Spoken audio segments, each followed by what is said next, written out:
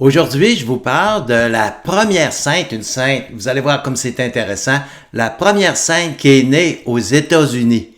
Parce que souvent, on a des saints qui sont attitrés à un pays, mais ils sont pas nés dans le pays. Mais ça, c'est la première née. Puis, avant de commencer, là, j'aimerais vous dire que les États-Unis, c'est le 4e pays catholique au monde, hein? Après le Mexique, le Brésil, les Philippines, ce sont les États-Unis. Il y a 70 millions de catholiques aux États-Unis. C'est vrai qu'il y a 2 fois plus de protestants, mais c'est quand même important, là. Aujourd'hui, je vous parle de la première sainte qui est née aux États-Unis, Elizabeth Seton. Elle est très populaire aux États-Unis.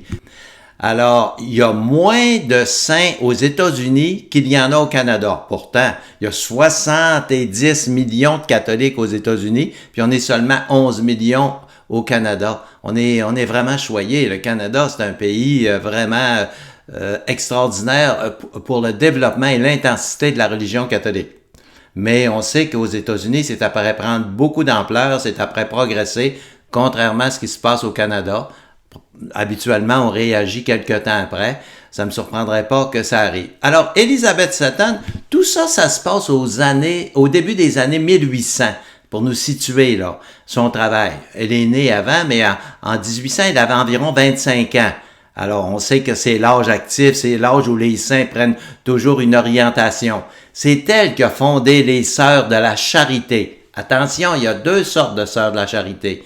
Il y a celle fondée par Marguerite Diouville au Canada et il y a celle fondée aux États-Unis par Elizabeth Seton. Ils n'ont pas de lien ensemble. Oui, les 2 ont la même vocation, mais ils n'ont pas de lien juridique ou d'origine commune. Elizabeth Seton est née en 1774 à New York. C'était une famille très aisée. Son père était médecin. Et le problème qui est arrivé, c'est que sa mère est décédée, elle n'avait que 3 ans. Son père s'est remarié par la suite, mais ça n'a pas empêché son père de lui donner une éducation, de faire en sorte qu'elle reçoive une éducation très développée. Alors c'est une personne qui était instruite. Et elle s'est mariée plus tard avec Monsieur Seton. Alors Seton, c'est pas son nom de fille. Seton, c'est le nom de son mari. Ça fait pas longtemps là que les femmes gardent leur nom. Autrefois, c'est un peu comme Marguerite Diouville. C'est son mari qui s'appelait Diouville. Alors, Elizabeth Seton s'est donc mariée avec un homme d'affaires qui était très prospère. Lui, il avait une entreprise de transport maritime et ça allait très bien. Quand on dit maritime à New York, ce sont des bateaux qui faisaient la navette entre l'Europe et l'Amérique. Donc, le début de sa vie, très prometteur, je dirais, le début de sa vie.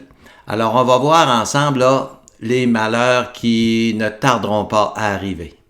Alors, Elizabeth Seton se marie avec William Seton, en 1894.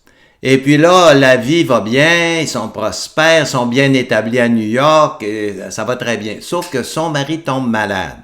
Une maladie là qui vraiment risque de l'emporter.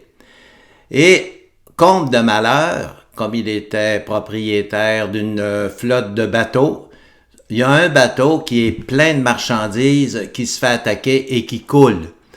Alors il n'est plus capable de payer ses dettes. Dans ce temps-là, les assurances puis la sécurité, ça marche pas comme aujourd'hui. Et là, la misère s'annonce. Alors, devant cette situation-là, le couple décide de partir en Italie. Alors, le bateau part de New York, mais il va faire escale en Angleterre. Alors, c'est lors de ce voyage que la conversion d'Élisabeth va avoir lieu. Alors, ça va être un voyage très difficile. Là, on arrête en Angleterre. On a décidé de faire escale parce que on veut visiter un peu et on demeure là. Et par la suite, on décide d'aller en Italie rencontrer la famille Felucci. Ça, c'était des amis. C'est eux qui les avaient invités. Et ils disaient, on va vous accueillir. On a une grande maison, puis on est disposé à vous accueillir. Alors là, ça allait bien. Sauf qu'en arrivant en Italie, les autorités italiennes sont très inquiètes. Ils disent non, non, non, il y a la tuberculose et nous, on veut pas le voir arriver chez nous parce que ça risque de contaminer tout le monde. Donc, on le met en quarantaine. Mais la quarantaine a été très dure parce que c'était pas des bâtiments luxueux. Là. Apparemment, c'était des murs de ciment puis un grabat dans le fond. Puis alors, il est obligé de rester là un certain temps avec son épouse et sa fille, et c'est pas facile. Alors, il communique avec la famille Felici, et eux disent, on va s'occuper de vous autres, puis dès votre sortie, on va vous accueillir. Effectivement, ils vont habiter chez les Felici, et là, ils sont reçus d'une façon très charitable. Une belle maison, on leur offre une chambre toute bien aménagée, ils sont nourris, alors ils peuvent rester là tant qu'ils veulent. Sauf que William décède à ce moment-là. Il a 35 ans et Élisabeth a 29 ans. Alors, c'est un drame, évidemment. Elle demeure un certain temps encore en Angleterre, et puis là, on ne parle que de religion. Ce sont des gens catholiques, il y a une chapelle dans la maison, on prie beaucoup. Alors, elle assiste à tout ça, puis elle voit bien que ces gens-là sont heureux, ces gens-là sont charitables, puis elle est très impressionnée par ce que la religion leur fait vivre. Et ça va changer sa vie. Donc, Élisabeth est toujours protestante, mais elle réfléchit de plus en plus à sa conversion. Donc, elle prend le bateau et elle retourne à New York avec sa fille. En arrivant à New York, elle parle avec sa famille et là, c'est très mal perçu le fait qu'elle a l'intention de laisser la religion protestante et de se convertir à la religion catholique. Sa famille dit, si ça se produit, on veut plus te parler, on va te mettre de côté. Alors là, ça va pas très bien. Maintenant, malgré tout ça, elle décide de se convertir et elle ouvre la première école catholique aux États-Unis. C'est Monseigneur Carroll, le premier évêque aux États-Unis, qui va faire sa confirmation.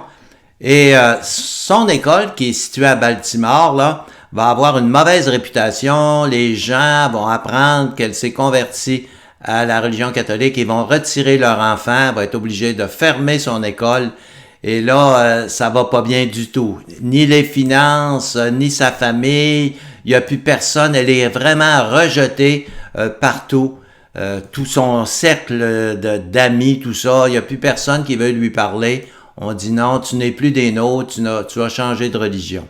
Devant cette situation, elle a décidé de s'en aller dans le Maryland où elle avait reçu des invitations et où la communauté catholique voulait l'accueillir. On avait besoin d'une école catholique à ce moment-là. Donc, Monseigneur Carroll, qui était le premier évêque des États-Unis, voyait ça d'un bon œil. Donc, elle fonde une communauté religieuse pour l'accompagner, les Sœurs de la Charité de Saint-Joseph. Ce ne sont pas les mêmes Sœurs de la Charité qu'on a au Canada. C'est deux communautés différentes qui portent le même nom, mais ça n'a pas de rapport l'une et l'autre.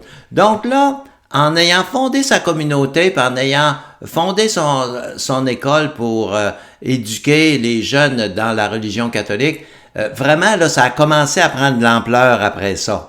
Là, ça s'est multiplié, les écoles, et ça a pris de l'ampleur. Donc, c'est devenu le point de départ, malgré les difficultés financières, toutes les difficultés qu'elle a connues avec sa famille. Ça a été le point de départ d'un grand développement des écoles catholiques aux États-Unis.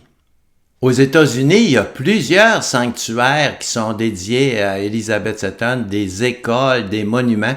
Il y a même une université.